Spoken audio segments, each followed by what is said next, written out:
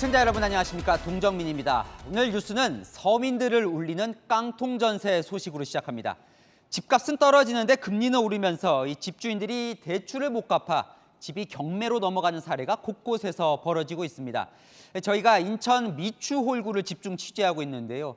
어제 아파트 2곳 전해드렸는데 이 근처에 전체 세대 84%가 경매에 넘어간 아파트 또 있었습니다. 이 미추홀구에서만 아파트 4곳 최소 200세대가 최근에 경매로 넘어간 걸 확인을 했는데요. 전세 보증금이 걸려있는 세입자들은 밤잠을 이루지 못하고 있습니다. 먼저 백승현 기자의 단독 보도입니다.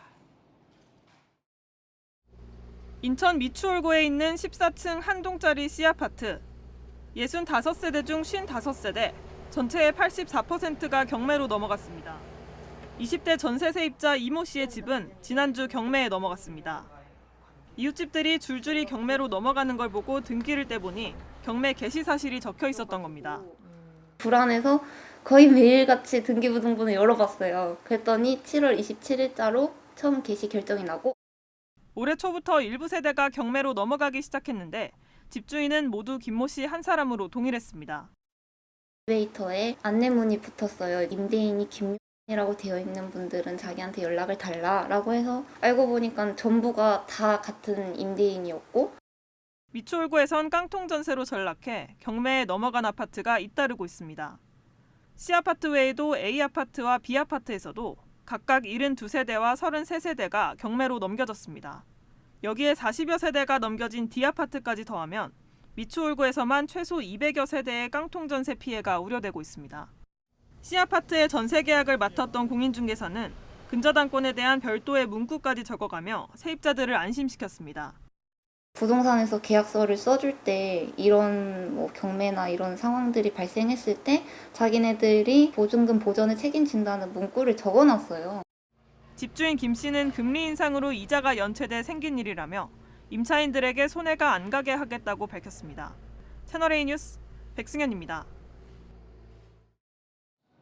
저희가 세입자들 취재를 해보면 이 계약 당시에 문제가 없다는 공인중개사를 믿었다, 이런 진술이 여럿 있었는데요. 새로 취재된 깡통 전세 아파트의 집주인이 공인중개사였습니다. 도보 5분 거리, 이 비슷한 시기에 지은 3곳의 깡통 전세 아파트 사이에 어떤 연결고리가 있을까요? 김지윤 기자 보도 보시고 아는 기자와 내막을 들여다보겠습니다. C아파트 65세대 가운데 경매에 넘어간 55세대의 집주인은 40대 김모 씨입니다. 그런데 김 씨의 이름 A와 B 아파트 전세 계약서에도 등장합니다. 김 씨는 72세대가 경매에 넘겨진 A아파트, 33세대가 넘어간 B아파트의 전세 계약 중개인이었습니다. A아파트 시공사 대표가 B아파트 임대인으로, B아파트의 시공사 대표가 A아파트 임대인으로 이름을 올린 데 이어 두 아파트의 전세 계약을 중개한 공인중개사가 C아파트에는 임대인으로 올라 있는 겁니다. 새 아파트는 걸어서 5분 거리 안에 2017년에서 2018년 사이에 준공됐습니다. 시공사와 임대인, 중개인이 서로 연결돼 있다 보니 세입자들의 의심도 커지고 있습니다. 자기 건물을 자기가 중개를 못하니까 그냥 다른 자기 지인들한테 맡겨가지고 중개를 하고 또 다른 건물들은 자기가 직접 나서서 중개를 하고. 취재진은 김 씨의 설명을 듣기 위해 공인중개사 사무실로 찾아갔지만 만날 수 없었습니다. 대신 김 씨는 문자 메시지를 보내와 임대 사업을 하는 게 잘못이냐며 전세 사기가 목적이었다면 왜 이자를 납입해 왔겠냐고 사기 의혹을 부인했습니다. 또 세입자들의 보증금에 단돈 1원이라도 손해가 가지 않게 하겠다고 덧붙였습니다. 하지만 C아파트의 세입자들은 김 씨를 사기 등의 혐의로 고소할 계획입니다. 채널A 뉴스 김지윤입니다.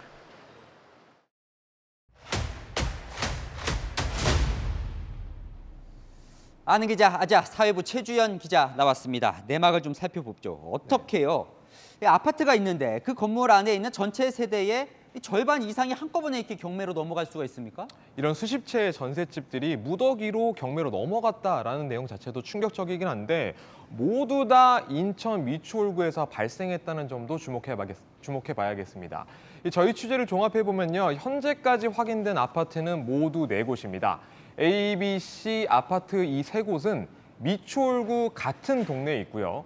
D 아파트 같은 경우는 바로 옆에 있는 동에 있습니다. 각 아파트끼리는 걸어갈 수 있을 정도 위치인데요. 법원 경매에 넘어갔었던 이 비율 자체는 전체 세대의 3분의 1 수준부터 시작해서 많게는 80%를 넘는 경우도 있었습니다. 이 경매 절차가 현재 진행형이라는 것은 모두 공통점입니다.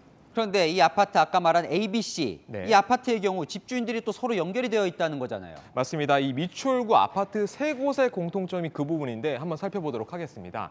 경매로 넘어간 A 아파트의 임대인 같은 경우에는요, 인근 B 아파트 시공사 대표이고 반대로 이 B 아파트의 집주인 A 아파트의 시공사 대표였습니다. 그런데 A와 B 아파트 세입자들이 계약을 할 때 중개인으로 나섰었던 이 공인중개사 대표 김모 씨, 오늘 저희가 보도해드린 대로 C 아파트의 임대인이었습니다. 그러니까 종합을 해보면요, 세입자 입장에서 봤었을 때는 이 세 아파트가 꼬리에 꼬리를 무는 이런 연결 구조다 보니까 전세 사기는 아니었을지 이런 의혹이 들 수밖에 없는 상황인 겁니다. 아까 이제 최 기자가 미추홀구에서 이제 발생했다는 거를 좀 주목해봐야 된다 얘기를 네. 했는데 이렇게 왜 이곳에서 무더기로 이 경매 도미노가 벌어지는 겁니까? 저희 취재팀이 인천 미추홀구 공인중개사나 아니면 전문가들한테 여러 번 이렇게 물어봤는데 인천의 구도심이었었던 이 인천 미추홀구 토지 일부가 10여 년 전에 이 상업용지로 변경이 되면서 최근 몇 년간 신축 오피스텔이나 아니면 소규모 아파트가 많이 생겼다 이런 이야기가 나왔습니다. 특히 이 작은 규모의 건설사들이 소규모 단지, 그러니까 나홀로 아파트를 짓는 과정에서 앞서 저희가 설명드린 대로 이 ABC 아파트 사례처럼 건설사, 임대인, 중개인들끼리 함께하는 경우가 종종 있다고 하거든요. 그런데 지금처럼 대출 금리는 치솟는데 부동산 거래는 위축될 경우 어느 한 곳만 잘못되더라도 집주인이 빚 감당을 못하는 경우가 발생할 수 있다는 것입니다. 문제는 말이죠. 이 과정에서 보증금을 못 돌려받는 위기에 몰린 세입자가 과연 인천 미추홀구에만 있을 수 있는 게 아니다라는 겁니다. 대출 금리가 오르고 부동산 하락세가 지속되는 것은 이 수도권과 지방을 가리지 않고 있기 때문입니다. 그러니까 최 기자가 잘 이제 지적을 해주었는데 이 네. 걱정은요 결국 이제 세입자들이 네. 보증금을 제대로 받을 수 있느냐 이 네네. 부분인데 네. 어떻습니까? 이 부분 포인트는요. 법원 경매를 통해서 낙찰가가 얼마나 적정하게 형성되느냐, 이게 바로 중요한 포인트입니다. 현장에서 만난 세입자분들은 불안감을 호소하고 있었는데 2030 세대의 취업 준비생이나 사회 초년생, 신혼부부들도 있었습니다. 일단 경매를 금융기관에서 신청한 경우가 많다 보니까요. 낙찰가에 대한 배당을 최우선적으로 받기는 어려워 보입니다. 또 국세와 지방세 체납으로 인한 압류도 있을 가능성도 배제할 수 없는데요. 이런 몫을 빼고 나면은 세입자가 보증금을 온전히 돌려받지 못할 우려가 매우 커지고 있는 상황입니다. 부동산 전문가들은 이 나홀로 아파트나 작은 규모의 오피스텔이다 보니 낙찰가가 시세만큼 여유 있게 형성되기 어려울 수 있다, 이런 분석도 내놓고 있습니다. 자, 경찰도 이 문제를 좀 심각하게 들여다보고 있다면서요? 맞습니다. 이 인천 미추홀구의 경우만 보더라도 굉장히 많은 세대가 앞서 보신 것처럼 이 경매 전세로 분류될 위기에 처해 있다 보니까 인천경찰청은 다양한 첩보 내용을 토대로 인천 미추홀경찰서에 수사를 지시한 상황입니다. 일단 앞서 저희가 말씀드린 이 D 아파트부터 수사에 착수한 것으로 보이는데요. 실제로 세입자들이 의심하는 것처럼 사기 혐의가 있었는지는 수사 결과를 조금 더 지켜봐야 될 것 같습니다. 네, 계속 취재를 잘 해주시죠. 아는 기자 최주연 기자였습니다. 다음 소식입니다. 어제 대만에서 건너온 낸시 펠로시 미 하원 의장, 한국에서도 많은 뉴스를 낳고 이제 곧 떠납니다. 대만에선 중국을 비판했죠. 한국에서는 판문점 공동경비구역을 방문해서 북한을 겨냥했습니다. 윤석열 대통령과 통화도 했는데요. 한국에서의 하루를 김윤수 기자가 정리했습니다. 대만을 떠나 어젯밤 한국에 도착한 낸시 펠로시 미국 하원 의장.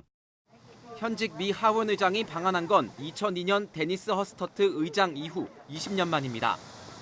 펠로시 의장은 오늘 오전 김진표 국회의장을 만나 최근 북한의 위협에 우려를 표하며 비핵화에 대한 뜻을 모았습니다.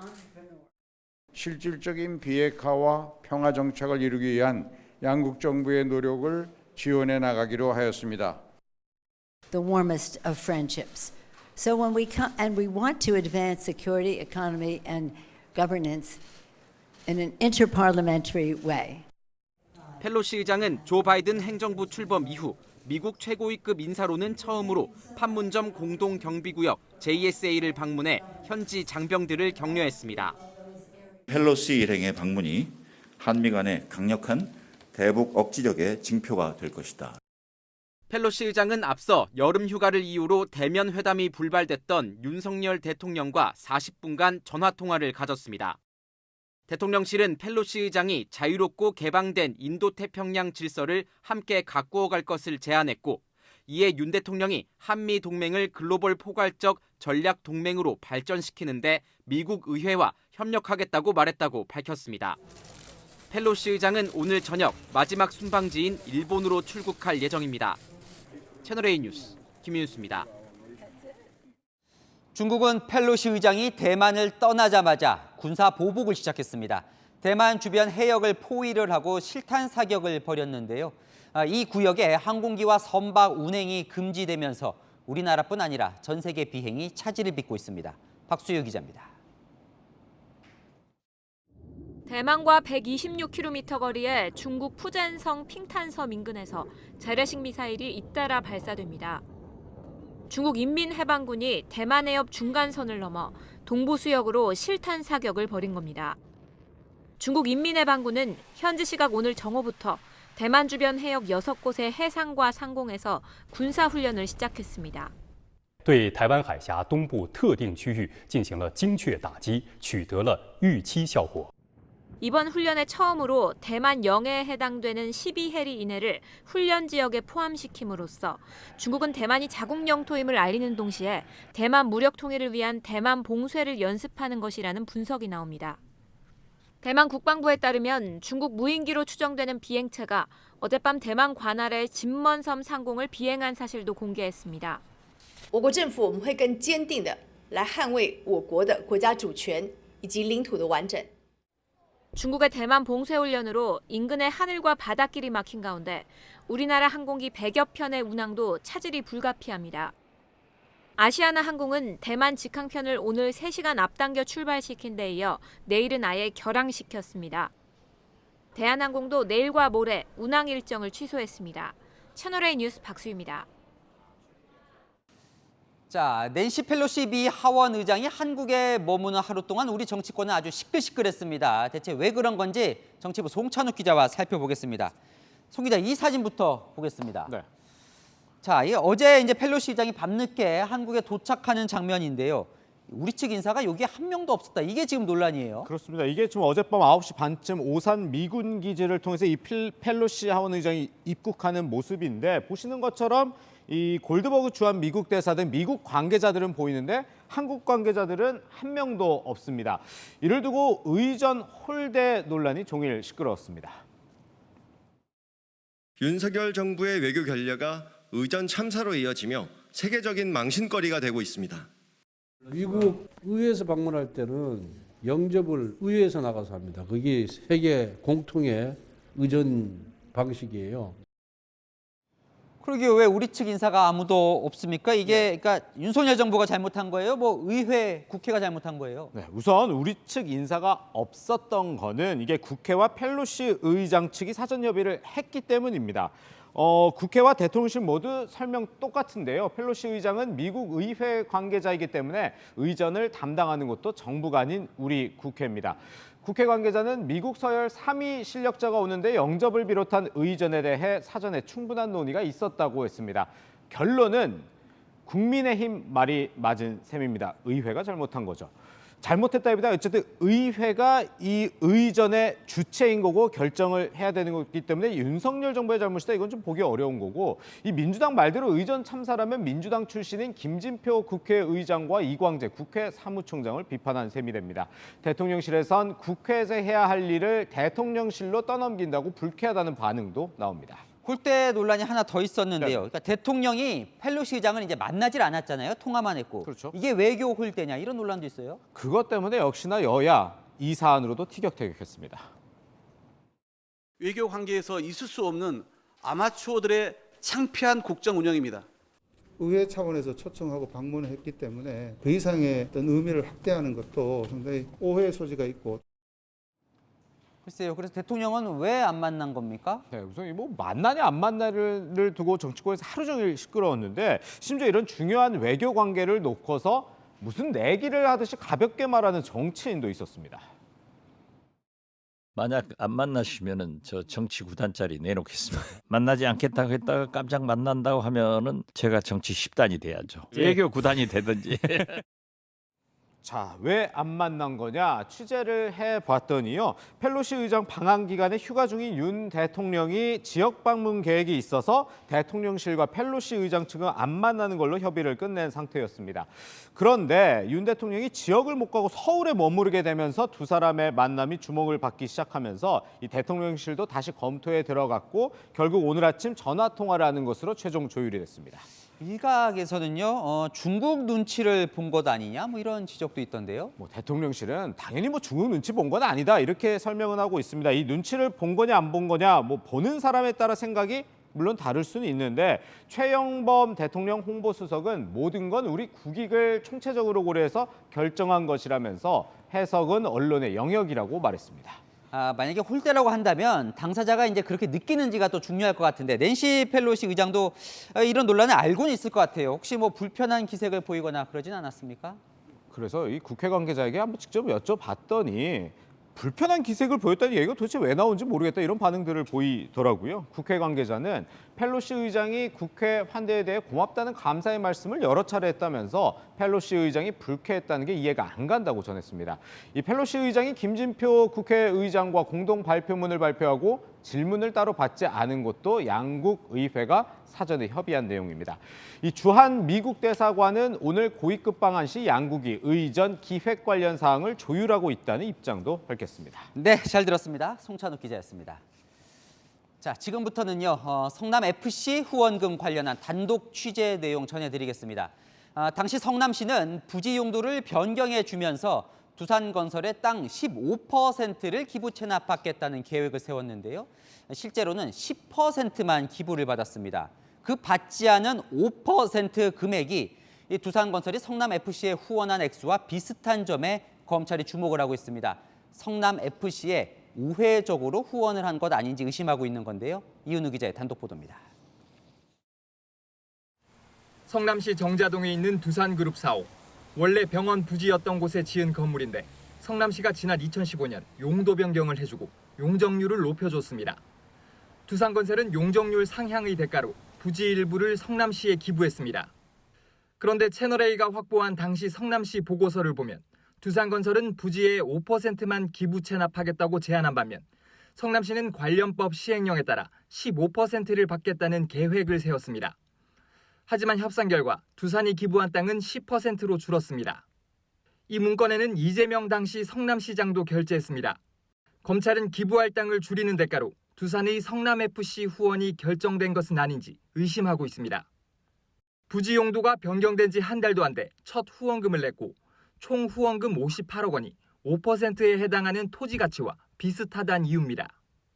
두산건설은 1년 전인 2014년 성남FC 후원을 적극 검토한다며 성남시에 공문을 보내기도 했습니다. 지난 2월 수원지검 성남지청은 경찰에 기부 체납 토지 감소분과 성남FC 후원금의 연관 관계에 대한 보완 수사를 요구했습니다. 성남시가 왜 스스로 설정한 기부 체납 비율을 고수하지 못하고 환수해야 할 개발 이익이 줄어들었는지 수사해야 한다는 겁니다. 경찰은 지난 5월 성남시를 압수수색했습니다. 어떤 자료 중점적으로 확보하셨나요? 경찰은 기부 체납 협상 과정을 조사하는 한편 후원금 사용처 파악에 주력하고 있습니다. 채널A 뉴스 이은우입니다. 보신 것처럼 두산건설의 기부 체납 비율이 줄어들면서 이 성남시 입장에서는 어림잡아도 수십억 원의 환수 이익이 사라진 셈인데요.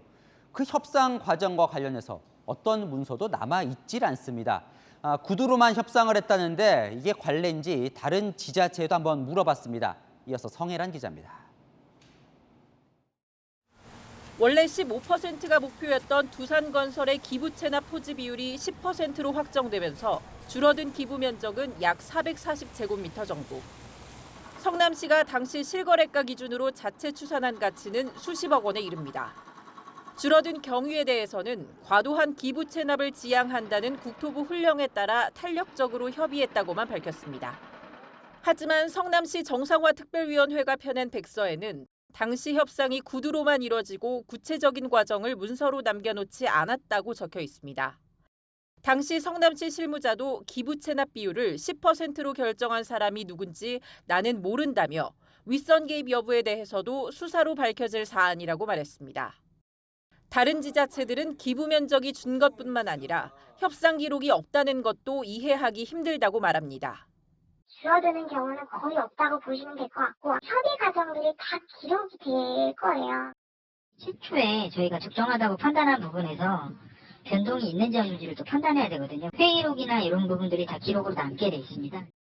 경찰 수사에서 기부 체납 비율을 최종 결정한 인물을 밝힐 수 있을지 관심이 모아집니다. 채널A 뉴스 성혜란입니다. 김혜경 씨 법인카드 유용 의혹과 관련한 경찰 수사가 속도를 내면서 김 씨 소환도 임박했다는 관측인데요. 저희가 참고인 조사를 받은 뒤에 숨진 채 발견된 김모 씨의 지인을 만났습니다. 김 씨가 대선 경선 당시에 이재명 의원 캠프 차량을 운전했던 사실이 뒤늦게 드러났죠. 당시에 어떤 역할을 했던 건지 신선미 기자가 취재했습니다. 김혜경 씨 법인카드 유용 의혹 사건과 관련해 경찰 참고인 조사를 받은 뒤 자택에서 숨진 채 발견된 40대 김모 씨. 이재명 의원은 아무 관계없는 사람이라며 연일 선을 그었습니다. 아무 관계도 없는 사람이 검찰, 경찰의 강압 수사를 견디지 못해가지고 언론과 검찰이 나를 죽이려 한다 이러면서 돌아가신 분들이 있는데 그게 이재명과 무슨 상관이 있습니까? 하지만 숨진 김 씨가 지난 대선 경선 기간 당시 후보 캠프에서 운전기사로 일했고 급여를 받은 사실이 드러났습니다. 취재진을 만난 김 씨 측 지인은 김 씨가 당시 캠프에서 운전 업무를 맡았다고 말했고 수행비서로 알려진 배모 씨와 동행하며 팀으로 움직인 걸로 안다고 전했습니다. 이에 이 의원 측은 김 씨는 배우자실에 선행 차량을 운전했고 적법하게 계약해 수당을 지급했다며 1,500만 원을 지급한다는 계약서를 공개했습니다. 캠프에서 운전 업무를 한 건 맞지만 김혜경 씨 차를 운전한 건 아니라는 겁니다. 하지만 김 씨와 아무 관계가 없다는 기존 주장과는 거리가 있는 대목이어서 논란은 쉽사리 가라앉지 않고 있습니다. 이런 가운데 경찰은 어제 의혹의 핵심 인물인 배 씨에 이어 오늘은 해당 의혹을 폭로한 공익신고자 A 씨를 참고인 신분으로 불러 조사했습니다. 핵심 관계자에 대한 조사가 이루어진 만큼 김혜경 씨에 대한 소환 조사도 임박했다는 관측이 나옵니다. 채널A 뉴스 신선미입니다. 여러 의혹에 휩싸인 이재명 민주당 의원은 지금 대표 선거를 치르고 있죠. 민주당 게시판에서 가장 많은 동의를 얻은 청원이 있는데요.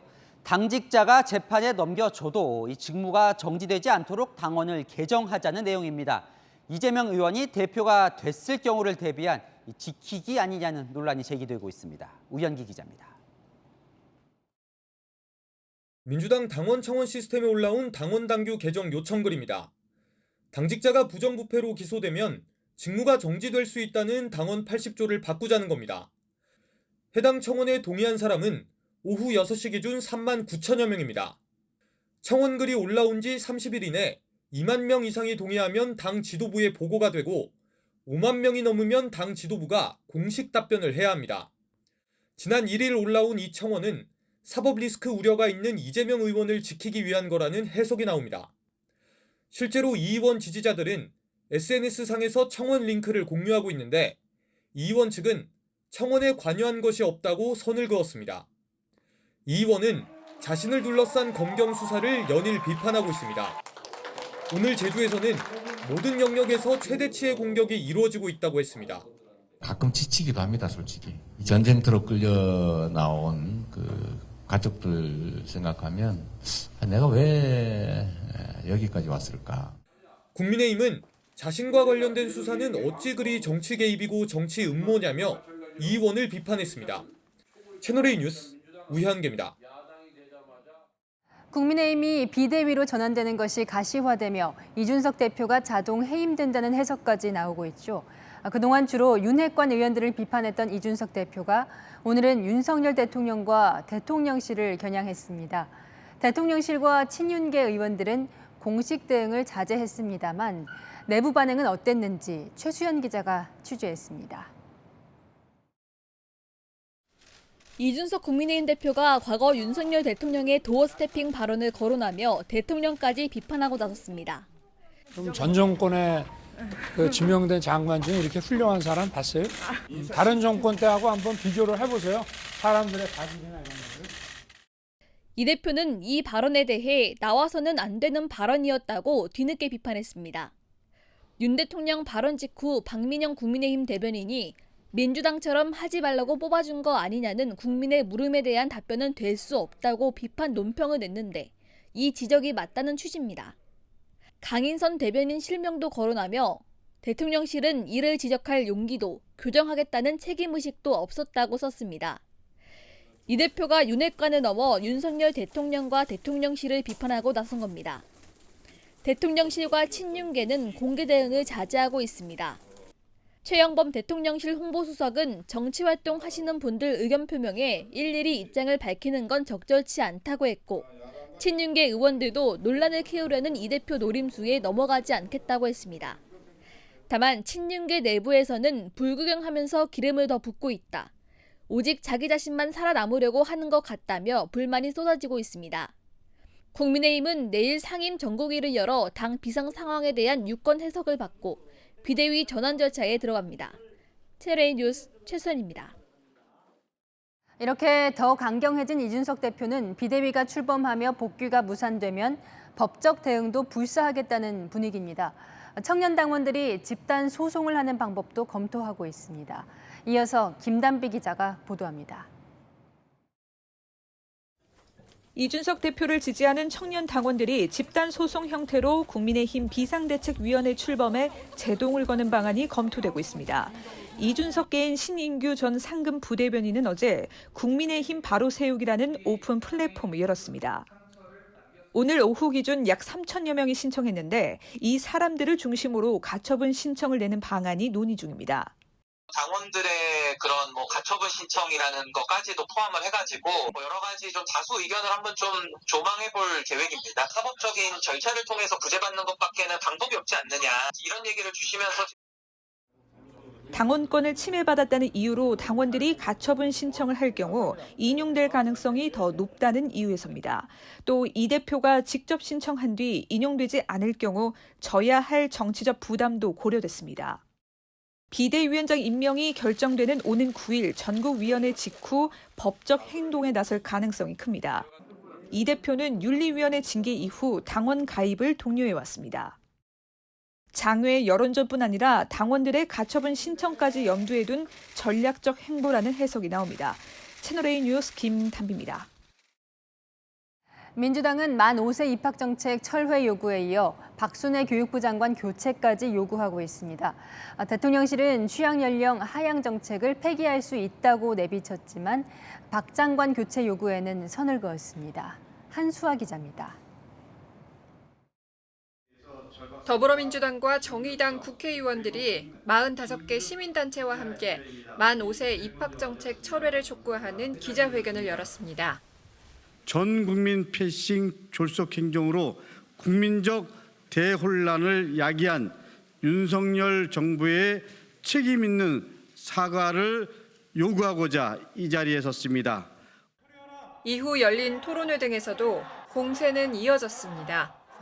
윤석열, 박순애 두 교육 문외한이 마주 앉아서 친 대형 사고라고밖에 말할 수가 없습니다.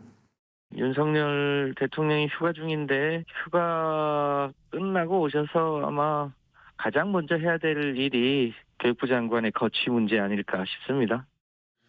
토론회에 참석한 교육부 관계자는 확정된 안이 아니라는 점을 강조했습니다. 2005년부터 4단계에 걸쳐서 단계적으로 시행하는 것처럼 알려진 부분은 저희 교육부에서 여러 가지 좀 소홀함이 있었다는 말씀을 드리고요. 대통령실도 국민 여론이 좋지 않다면 정책을 폐기할 수 있다는 입장을 재차 밝혔습니다. 교육부 장관이 대통령 업무부 가는 데서 이런 소통에 있어서 이렇게 서툴렀던 측면이 있고요. 국민들이 바라지 않는 정책이 시행될 수가 없지요. 하지만 민주당의 박 장관 경질 요구에는 선을 그었습니다. 박순애 장관이 출석하는 다음 주 국회 교육위에서 또 또 한 차례 공방이 예상됩니다. 채널A 뉴스 한수아입니다. 방역당국은 코로나 검사와 진료, 처방까지 가능한 동네 병원을 원스톱 진료기관으로 지정하고 홍보하고 있습니다. 코로나를 독감처럼 일상 속에서 관리하겠다는 계획인데요. 그런데 이 병원들을 찾아가 보니까 검사도 대면 진료도 처방도 안 된다는 곳이 허다했습니다. 황규락 기자가 보도합니다. 정부가 코로나19 재택치료 모니터링을 없애면서 확대한 것이 원스톱 진료기관입니다.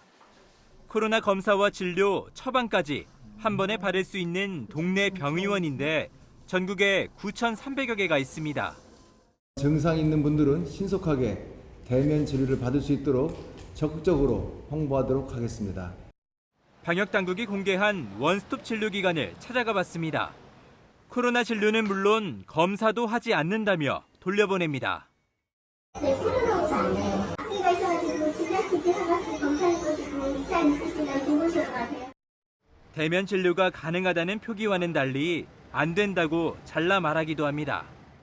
우리 병원은 뜨는데 확진자랑 대면 진료가 언제 진료 받으셨죠? 비대면으로 해야 돼요. 제가 보니까 장관에도 변경됐다가 이런 게 있어가지고 저희도 원래는 안 돼요. 먹는 치료제를 처방해주는 곳을 찾기는 더 어렵습니다. 서울 노원구에 있는 30곳의 원스톱 진료기관 중 9곳은 먹는 치료제 팍스로비드의 처방이 안 된다고 말합니다. 이 근처에 약이 없어서 저희가 처방 자체를 아예 현재 안 하고 있어요. 팍스로비드 처방해주는 다른 병원으로 한번 해보시죠. 병의원들이 가산수가를 지급하는 원스톱 진료기관을 신청했지만 동선 분리 등의 문제로 운영을 지속하기 어려워하기 때문으로 보입니다. 채널A 뉴스 황규락입니다. 안희정 전 충남지사가 오늘 만기 출소했습니다. 지사 시절 수행비서를 성폭행한 혐의로 3년 6개월간 수감 생활을 했지요. 김민곤 기자입니다. 안희정 전 충남지사가 한 손에 쇼핑백을 들고 교도관과 악수를 합니다. 교도소 밖으로 나와 자신을 기다리던 지인들과 악수하고 반갑게 포옹도 합니다. 수행비서를 성폭행한 죄로 징역 3년 6개월을 복역하고 만기 출소한 겁니다. 아침부터 교도소 앞에 모인 지지자를 향해 허리도 숙였습니다. 수하시는 소감 한 말씀. 잠깐만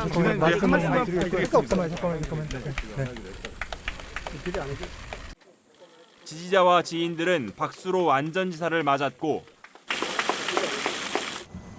전달하지는 못했지만 두부를 준비해온 사람도 있었습니다. 안 전 지사는 굳게 입을 다문 채 대기 중인 차량으로 향했습니다. 3년 6개월 동안 소감 한 말씀만 부탁드리겠습니다. 김지훈 씨한테 하실 말씀 없으신가요?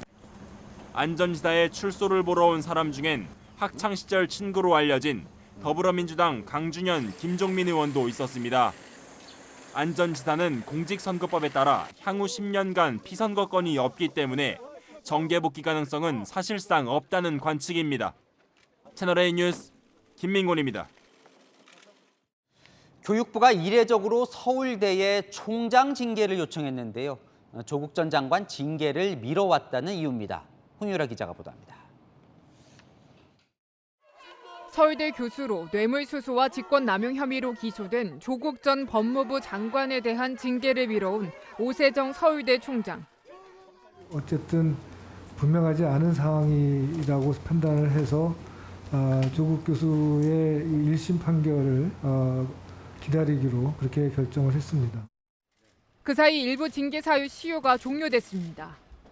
관련해선 나중에 조 전 장관이 유죄 판결을 받아도 징계를 할 수 없게 된 겁니다.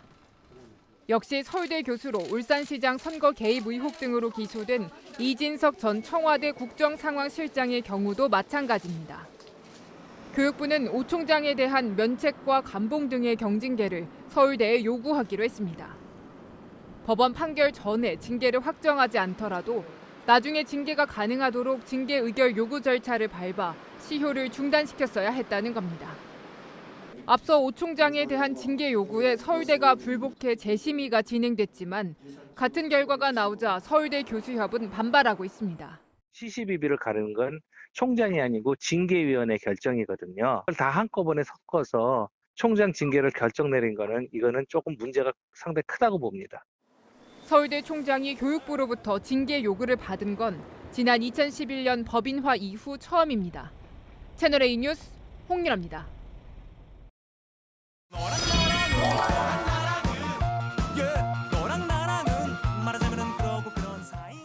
열왕야랑 정치부 김민지 기자와 함께합니다. 첫 번째 주제 보여주시죠. 권성동 원내대표가 점퍼를 입고 어디를 방문했나 보네요. 네, 영등포 쪽방촌에 격려 방문을 했는데 오히려 격려를 받고 돌아왔습니다. 오늘 민생 행보의 일환으로 현장 점검에 나갔는데요. 주민들을 만나는 모습 보고 오시죠.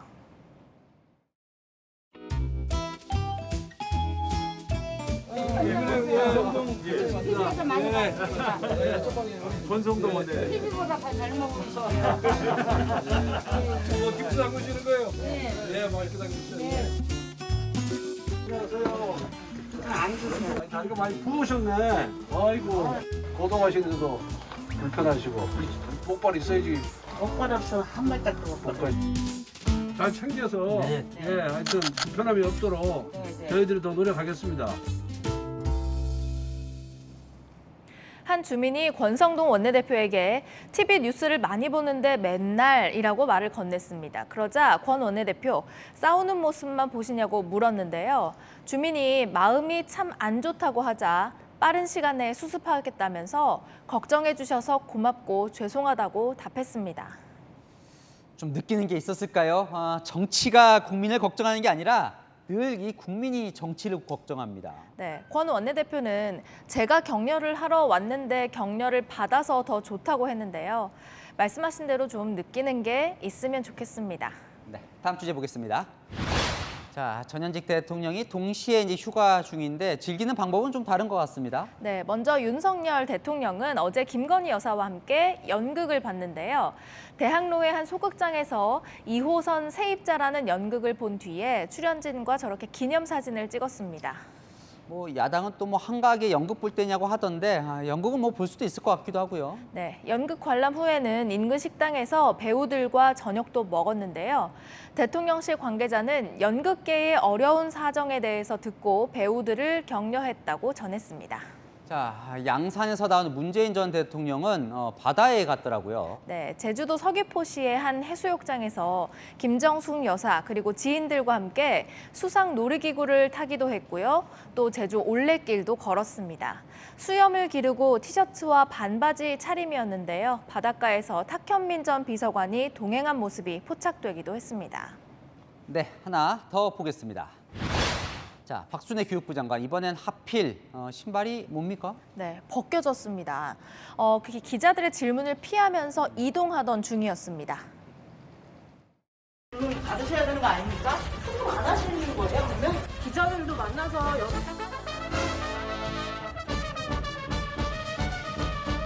국민들 궁금해하는 게 많은데. 장관님 너무 무책임하신 거 아닌가요? 조금만 쉬시고 오시면 제가 말씀드리겠습니다. 언제 말씀해 주시나요? 저기가 어디예요? 정부 세종청사인데요. 오늘 2학기 학사 운영 방안 브리핑이 있었습니다. 브리핑이라면 질문도 받는 거 아닙니까? 원래는 일반적으로는 그런데 하지만 오늘은 생략했습니다. 감사합니다. 네, 부총리께서는 서울 일정 관계로 질문 안 받으시나요? 부총리님 질문 받아주시죠. 부총리님 질문 안 받으세요? 만 5세 입학, 이 혼선과 관련한 질문이 나올 테니까 좀 곤혹스러워서일까요? 여론을 듣겠다면서 학부모 단체와 간담회를 가졌다가 호되게 혼이 나기도 했죠. 추진을 한다고 했다가 폐기를 언급했다가 정책이 오락가락인데요. 어제 열린 자세로 약속했던 소통도 오락가락입니다. 보면요, 꼭 필요하다고 설득할 의지도 별로 없어 보여요. 네, 열왕야랑이었습니다. 민노총 화물연대 소속 노조원들이 하이트제일로 강원 공장을 봉쇄했습니다. 공장으로 들어가는 다리를 차량으로 막고 투신 소동까지 벌였는데요. 맥주 성수기인 여름철에 맥주 출하도 사흘이나 묶여버렸습니다. 강경모 기자가 현장 취재했습니다. 하이트진로 강원 공장으로 가는 유일한 다리. 화물 차량과 경찰 버스가 2차선 도로를 점령했습니다. 몇몇 남성들은 다리 난간에 줄을 묶고 매달려 있습니다.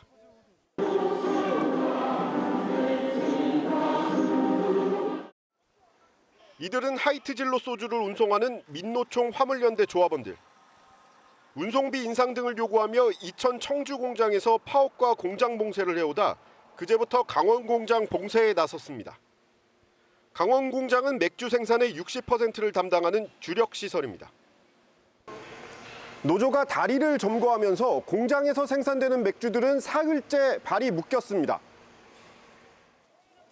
경찰이 기동대를 투입해 해산을 시도하자 일부 조합원들은 저항하다 다리 아래로 뛰어내렸습니다. 하지만 미리 대기 중이던 119 수상구조대에 모두 구조됐습니다. 야, 니네 때문에! 오후 들어 경찰이 조합원들을 다리 밖으로 끌어내면서 공장엔 물류 운송이 정상적으로 이루어지고 있습니다. 이 과정에서 출고를 막던 2명이 현행범으로 체포되기도 했습니다. 회사 측은 이번 파업은 이천 청주 소주공장 화물차주들과의 협의 문제인 만큼 맥주를 출고하는 강원 공장 시위는 악의적이고 명분이 없다는 입장입니다. 물류 정상화를 위해서는 불법적인 행위에 대해서는 아무래도 법적 테두리 안에서는 좀 강경하게 대응한다가 기본 방침이긴 합니다.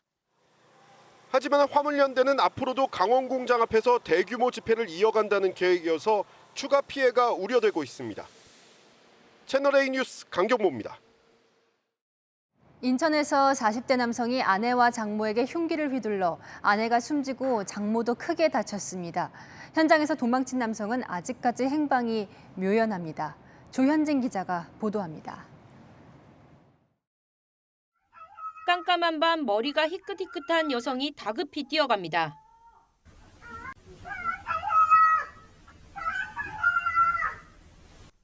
문을 열고 나온 남성의 손에는 흉기가 들려 있습니다. 얼마 뒤 119 구급대가 도착하고 소방대원과 경찰관이 집으로 들어갑니다. 새벽 0시 36분쯤 40대 남성 A씨가 30대 아내와 60대 장모에게 흉기를 휘둘렀습니다. A씨는 아이가 있는 집에서 범행을 저질렀습니다. 아내는 병원으로 옮겨졌지만 숨졌고 장모도 심하게 다쳐 치료를 받고 있습니다. A씨는 장모를 뒤쫓다 행인이 경찰에 신고하자 그대로 달아났습니다. 사람 살려 그러면서 야 사람이지 잘못했구나 그래가지고 그 경찰들만 왔다 갔다 하고 수사관들 왔다 갔다 하고. A씨 소재는 아직 파악되지 않고 있습니다. 경찰은 택시기사 용 앱 등에 공지를 올리고 용의자 검거를 위한 협조를 요청했습니다.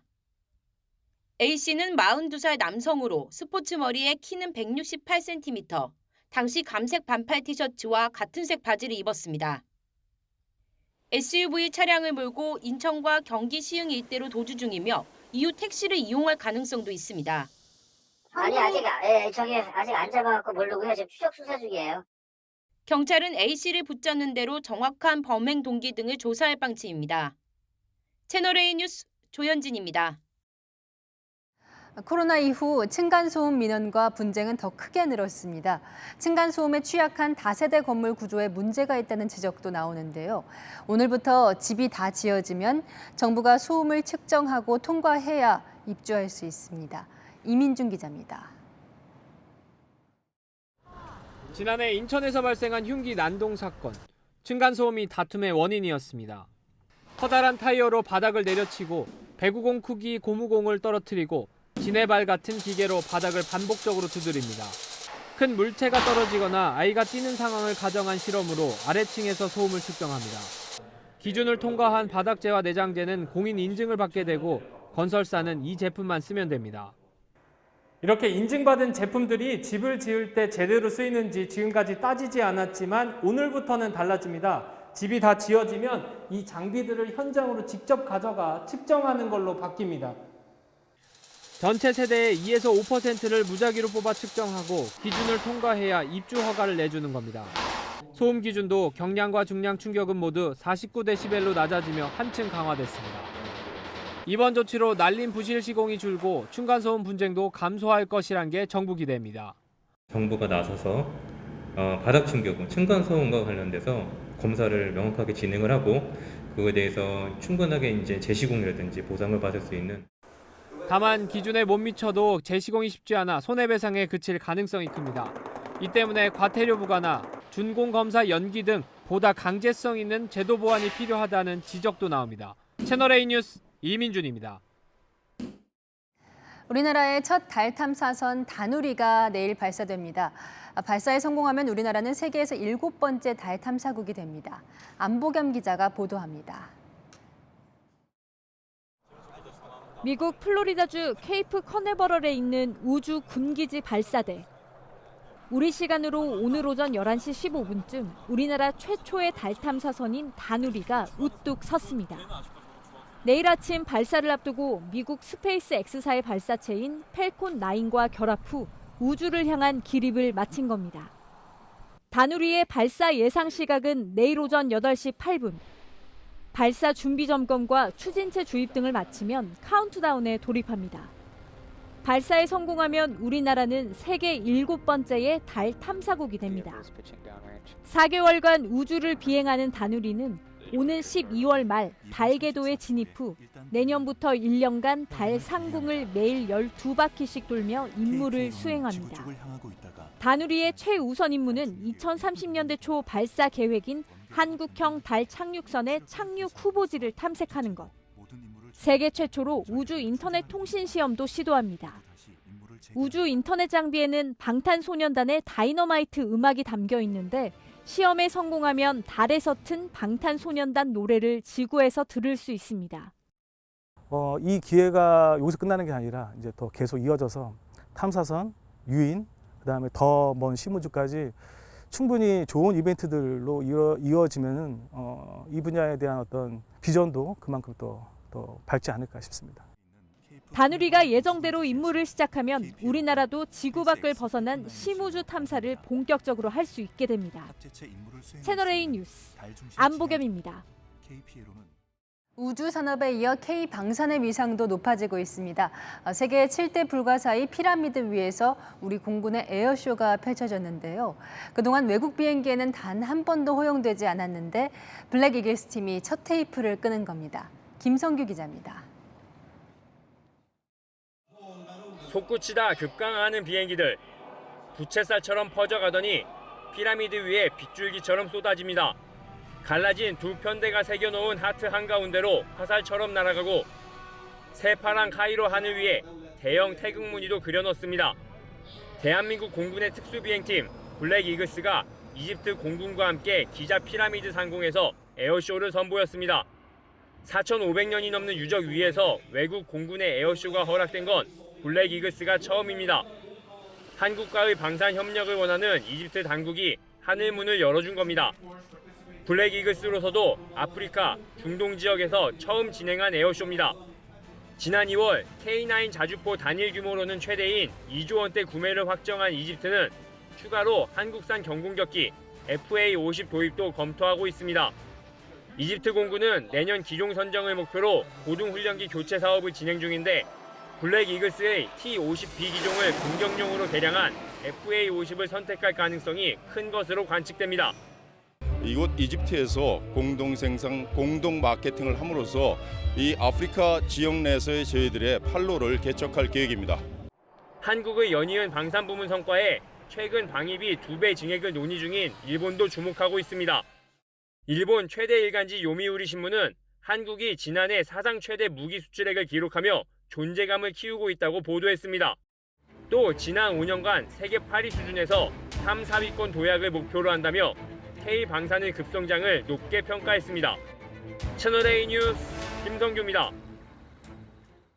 이번에는 보기만 해도 시원해지는 아이스쇼 소식입니다. 지난 평창올림픽 때 태극마크를 달고 출전했던 선수들이 배우로 변신해서 새로운 모습을 보여드립니다. 권솔 기자와 함께 보시죠. 고래가 입을 쩍 벌리고 공중에 매달린 주인공을 꿀꺽 삼킵니다. 하늘을 나는 3D 와이어 공연이 이어집니다.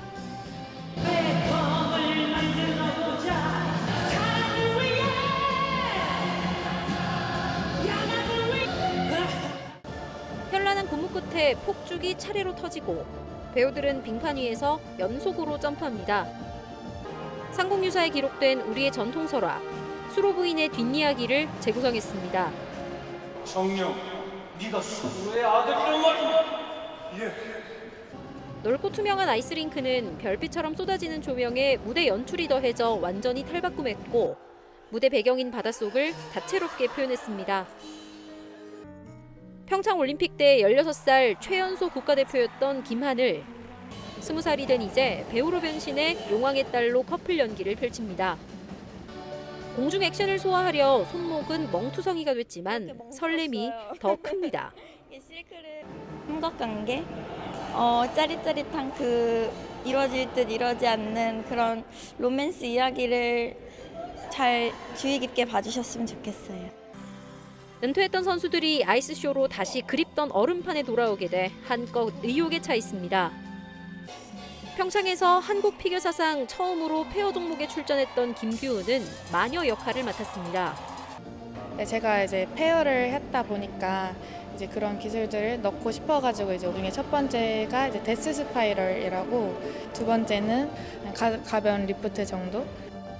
올림픽 유산인 강릉 하키센터 활성화를 위해 기획된 이번 공연은 내일부터 한 달간 이어집니다.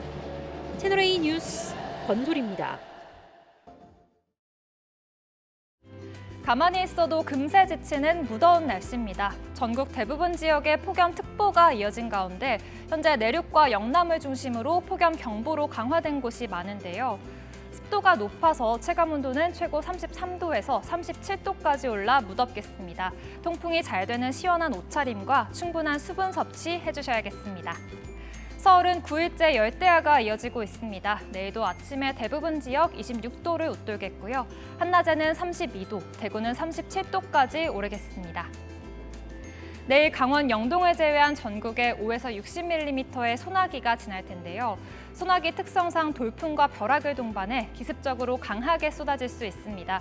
또 가시거리가 급격히 짧아질 수 있어서 교통안전에 주의하셔야겠습니다. 토요일에는 전국에 소나기가 지나겠습니다. 날씨였습니다.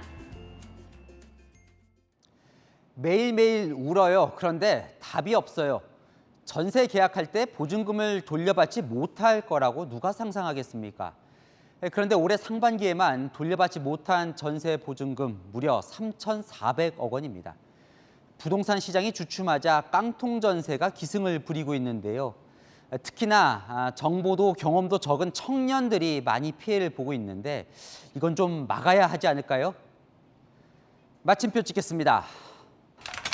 사회 첫발부터 좌절, 뉴스에 마칩니다. 감사합니다.